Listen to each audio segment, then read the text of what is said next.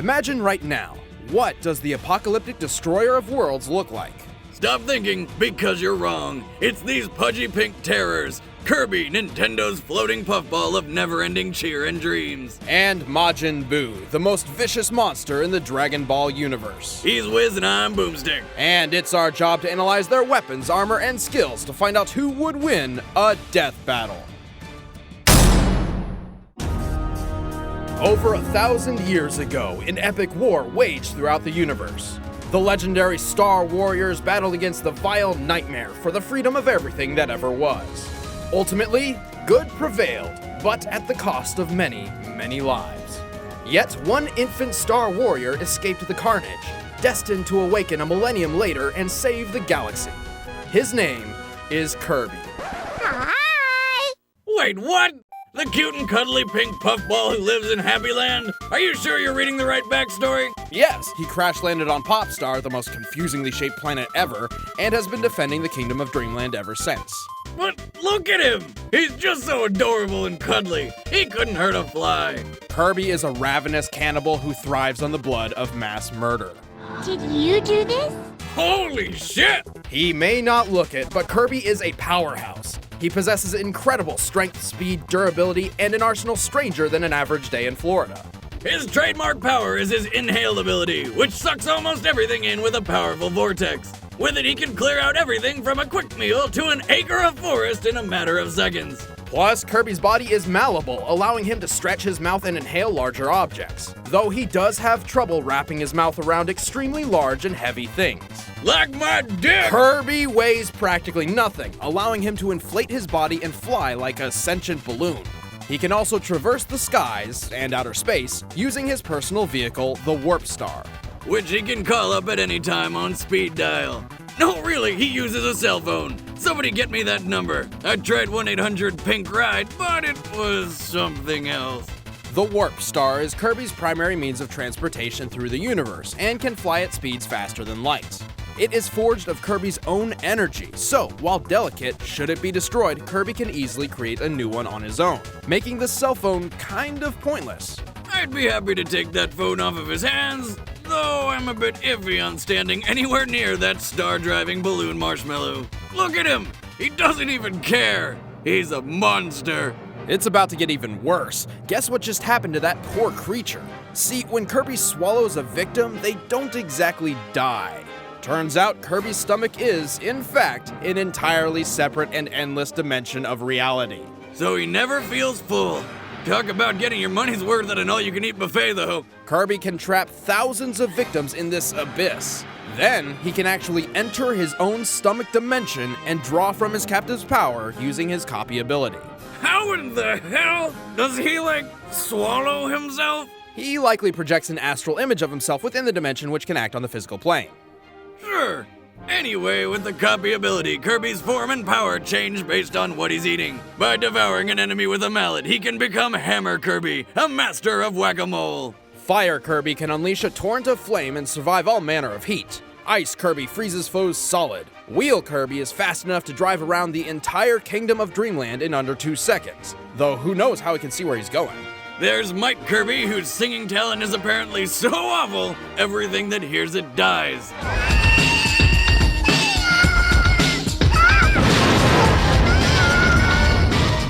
Like Wiz at karaoke night with the ladies. Yeah, hey! Stone Kirby is nearly indestructible, and Sword Kirby is a master with a blade. He can even fire sword beams, which can cut through anything without mercy. Damn! But that's not all. He can pour a ton of energy into the blade and make it grow into the powerful Ultra Sword. Fighter Kirby is a master martial artist, and by inhaling a miracle fruit, he becomes Hypernova Kirby, capable of devouring worlds. Last but not least, by absorbing his own Warp Star, Kirby can create his ultimate weapon, the Star Rod, a magical staff powered by dreams and capable of destroying evil. And most of the moon. The only problem with Kirby's copy ability is they don't last. One bad hit, and there it goes. But even without an added ability, Kirby is remarkably tough. He's powerful enough to crack a planet in half, fast enough to run on water, and strong enough to throw a monster 30 times his size on a frying pan all the way to the sun, circled the burning star, and returned to Kirby's feet with a perfectly cooked monster. I think that might be the most ridiculous feat we've ever seen on Death Battle. But he's not just strong. He's so tough that he was barely phased after being crushed under thousands of tons of pressure, and effortlessly survived an explosion massive enough to eclipse the entire world. He's achieved all of this despite being only 8 inches tall. See, it's not the size of the monster, it's how he throws a fucking humongous frying pan into the sun and back. Well, Kirby does have one crucial flaw. He's a baby and has yet to fully mature as a Star Warrior. Yeah, he's not too bright, so he's not gonna be whipping up any genius strategies mid-fight. Fortunately, he's powerful enough to get away with it. Kirby is the most adorably terrifying thing in the world.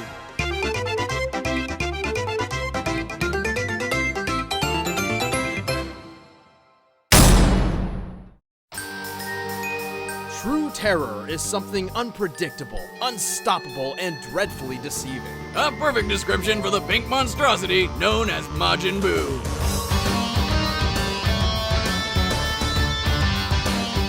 Majin Buu is a fat pink man-sized baby thing with enough power to destroy a planet, and I assume he's made of some sort of bubblegum, probably Big League Chew. Buu has existed since the dawn of time, but was only discovered 5 million years ago by the nefarious wizard Bibbidi. Bibbidi released Majin Buu on a helpless universe, intent on destroying everything. After annihilating hundreds of planets, Bibbidi set his sights on Earth, sending Buu ahead in a sealed capsule just waiting to be released. But then Bibbidi got himself killed before he could get to Earth and release the Pink Terror.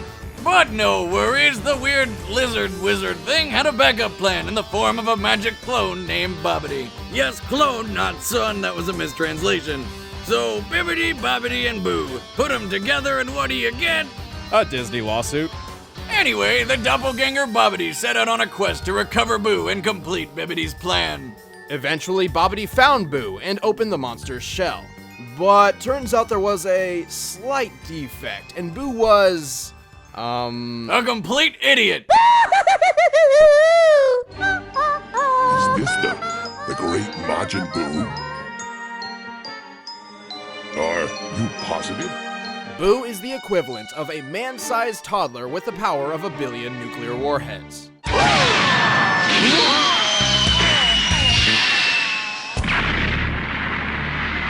Talk about your terrible twos.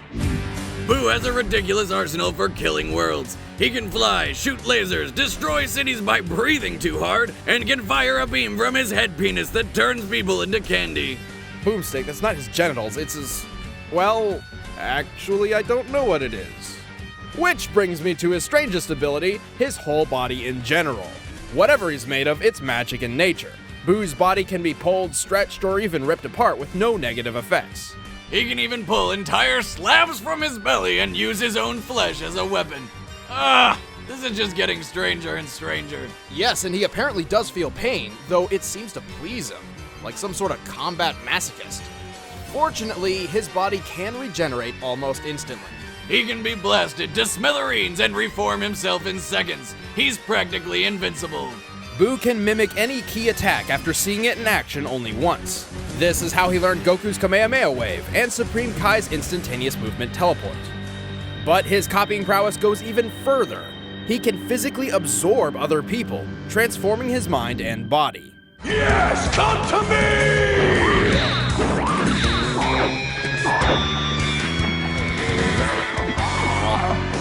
That's the most disturbing thing I have ever seen.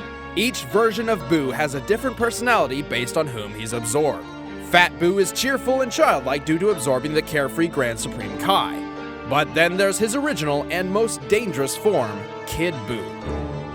He's so tiny! He's like a little kid in MC Hammer Pants. This can't seriously be his deadliest form. Kid Boo is pure rage incarnate.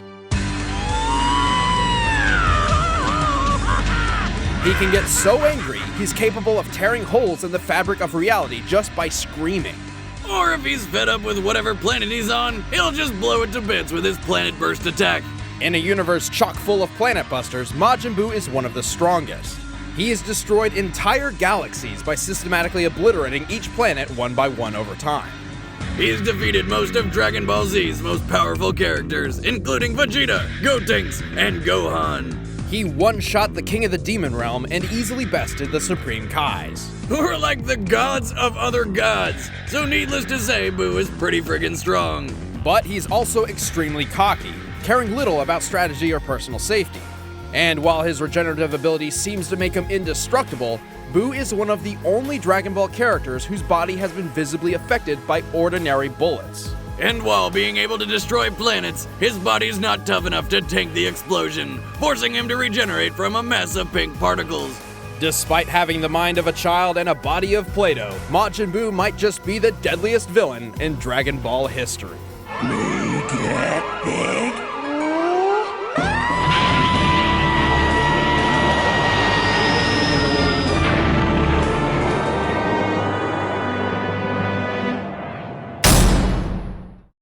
Alright, the combatants are set. Let's end this debate once and for all. But first, if you like Dragon Ball, make sure you check this out.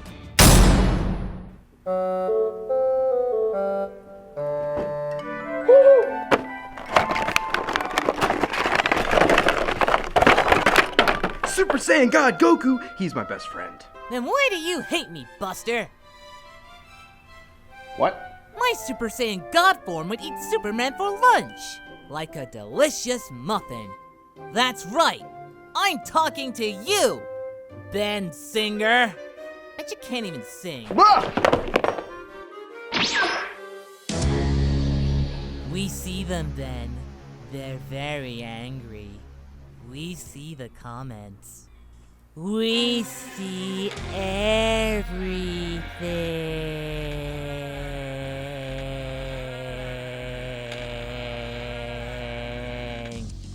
I don't want you anymore. What? Merry Christmas. You too can own one of these totally not possessed limited edition pop vinyl figures exclusively at Funimation.com. Click the link below and use the code DBZScrewAttack for 10% off only at Funimation.com. But right now, it's time for our death battle!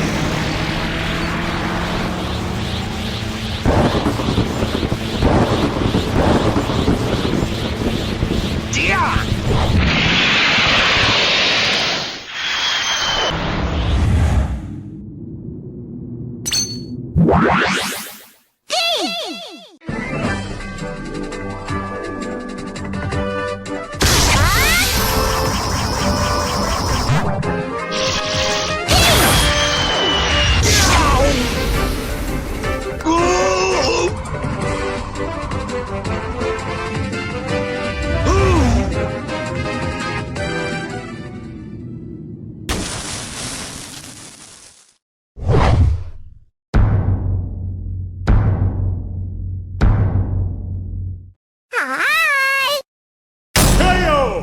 No way! Did that seriously just happen?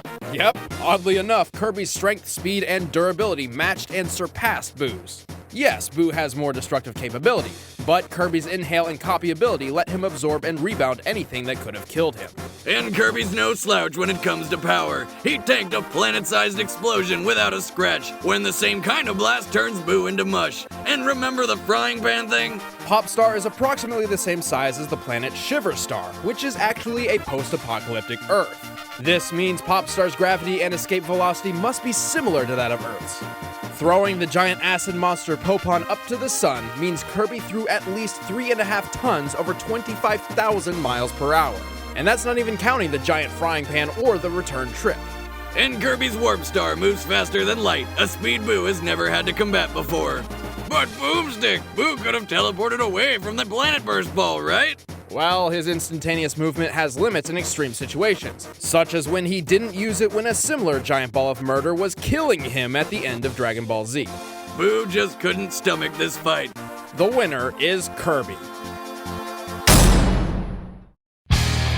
Next time on Death Battle.